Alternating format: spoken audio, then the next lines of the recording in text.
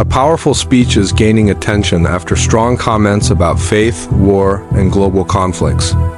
The discussion focuses on whether force can ever be justified, especially in situations involving international crises like Iran and Gaza. So I think some people, their reaction to this is to say, well, he shouldn't have said that.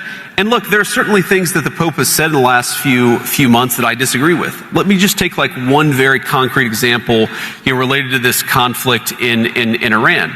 In today's world, one question continues to divide people across countries, cultures, and beliefs. Can war ever be justified? And more importantly, can faith support the use of force? Recently, a powerful speech has gone viral where a speaker responded strongly to a statement made by a religious leader. The religious leader said something very clear: God is never on the side of those who use the sword. At first, this sounds like a message of peace, a message that many people around the world would agree with. But not everyone sees it the same way. So the Pope said something where he said, and I'm going to try to remember the exact quote, but he said that God is never on the side of those who wield the sword. In the speech, the speaker said that while peace is important, this statement may not always reflect reality. He asked the powerful question: if force is always wrong, then what about history? What about the times when force was used to stop evil? For example, during World War II, Allied forces fought against Nazi Germany. They used military power to defeat a regime responsible for massive destruction and suffering. So the question becomes, was that wrong or was it necessary?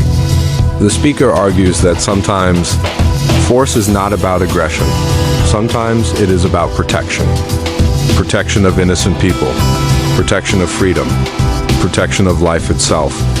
He also made it clear that he does not support violence for the sake of violence. And he strongly rejected things like genocide or unnecessary war. But at the same time, he believes that there are moments in history where action is required. God is never on the side of those who wield the sword. I'm pretty sure that he said that exact statement. Now, on the one hand, again, I like that the Pope is an advocate for peace. I think that's certainly one of his roles. On the other hand, how can you say that God is never on the side of those who wield the sword? Was God on the side of the Americans who liberated France from the Nazis? Was God on the side of the Americans who liberated Holocaust camps and liberated those innocent people from, those who had survived the Holocaust? This is where the debate becomes deeper. On one side, you have those who believe that peace should always come first, no matter the situation. They argue that violence only creates more violence, and that true leadership is about finding peaceful solutions, even in the hardest times. On the other side, you have people who believe that peace sometimes needs to be defended, that without strength, peace cannot survive. I certainly think the answer is yes, and I agree. Jesus Christ certainly does not support genocide. I think it's very, very important for the Pope to be careful when he talks about matters of theology. And I think that one of these issues here is that there has been, again, hey, random dude screaming, I told you I'd respond to your point. I just want to respond to this question first. But I think one of the issues here is that if you're going to opine on matters of theology, you've got to be careful. You've got to make sure it's anchored in the truth. And that's one of the things that I try to do. And it's certainly something I would expect from the clergy, whether they're Catholic or Protestant. Now, the speech also touched on recent global conflicts.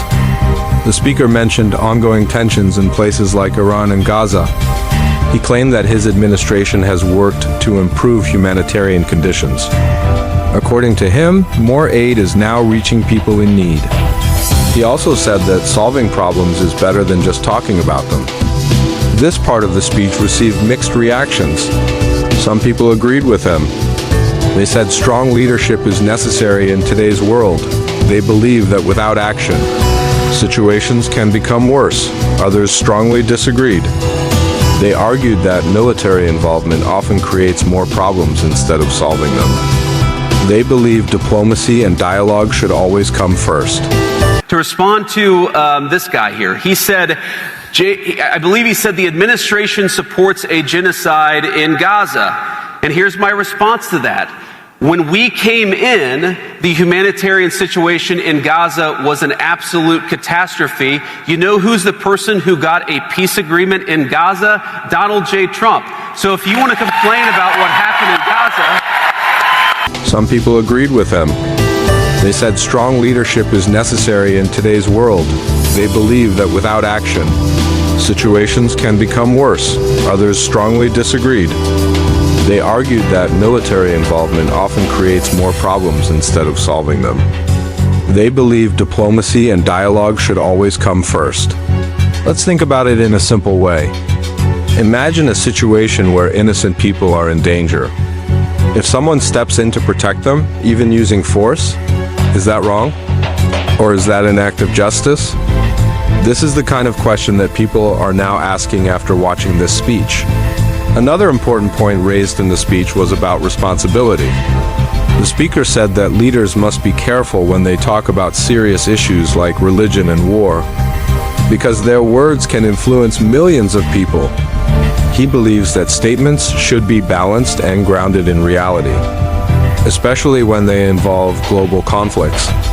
The discussion also moved toward humanitarian efforts. The speaker claimed that his administration has increased aid in conflict areas. He said that real action matters more than political arguments. This is another area where opinions differ.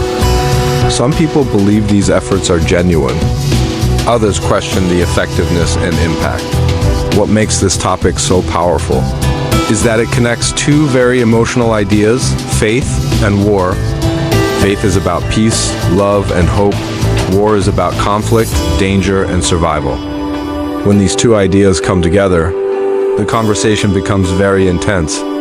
So if you want, sir, to complain about what happened in Gaza, why don't you complain about Joe Biden and the last administration? We're the administration that solved that problem. The president... Excuse me, sir. Right now, you see more humanitarian aid coming into Gaza than it has any time in the past 5 years, because we have taken that situation seriously. And that's one of the things that I'm proud of about our administration, is whether it's there or Thailand and Cambodia, we have consistently tried as much as we can to solve these problems, not just complain about them like the guy who just ran away angry. This debate is not new. It has existed for centuries. Philosophers, religious leaders, and politicians have all struggled with the same question. When is force acceptable, and who decides? Even today, there is no single answer. Different cultures, religions, and countries see things differently. What one group sees as defense, another may see as aggression. This is why global conflicts are so complicated. At the end of the day, this speech has done one important thing. It has started a conversation about morality, about leadership, and about the future of our world. And maybe that is what matters most. So now the question is yours. Do you believe that force can ever be justified? Or should peace always come first? No matter what, there is no easy answer, but one thing is clear. This debate is far from over. And the world will continue to watch, listen, and decide. This is not just politics. This is a question about humanity itself. Stay tuned, because this conversation is only getting started.